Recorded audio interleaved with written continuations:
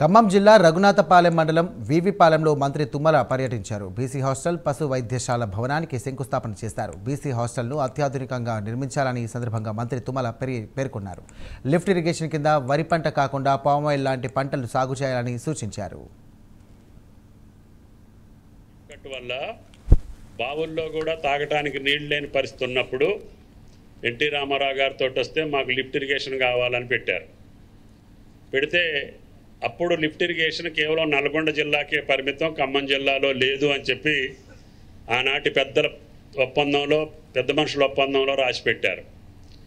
కాదు, మా జిల్లాకు కూడా కావాలని చెప్పి మోటాపురం దగ్గర నుంచి వెంకటాయపాలెం దగ్గర నుంచి వెంసూరు లిఫ్ట్ ఇరిగేషన్ దాకా సుమారు 15 లిఫ్ట్ ఇరిగేషన్లు తీసుకొచ్చి నాగార్జున సాగర్ మొదటి నుంచి చివరి దాకా మనం ఎత్తిపోతల పథకాలు పెట్టుకున్నాం. ఏనుకూరు డీప్ కట్ కానీ, వెంసూరు డీప్ కట్ కానీ, వెంకటాయపాలెం డీప్ కట్ కానీ, మోటాపురం దగ్గర నుంచి మెరక ప్రాంతాలకి నీళ్ళు ఇచ్చుకుంటూ. కాకపోతే దయచేసి ఆ లిఫ్ట్ ఇరిగేషన్ల కింద వరి పొలాలే ఇవ్వకండి. ఇప్పుడు మీకు మంచి వ్యవసాయం వచ్చింది, పామాయిల్ వేసుకోండి, వక్ వేసుకోండి, జాజి వేసుకోండి, జాజిపత్రి వేసుకోండి. కాబట్టి దయచేసి లిఫ్ట్ ఇరిగేషన్ కింద వరి పంట ఎవరు వేసినా కూడా మీకు ఇబ్బందులు వస్తాయి. కాబట్టి మంచి ఆదాయం వచ్చే పంటలు వేసుకోండి, ఎక్కువ డబ్బులు సంపాదించండి, మీ బిడ్డల్ని కలెక్టర్ గారు చెప్పినట్లుగా మంచిగా చదివించుకోండి. మీరు శాశ్వతంగా పేదరికం నుంచి, కష్టాల నుంచి బయటపడాలి.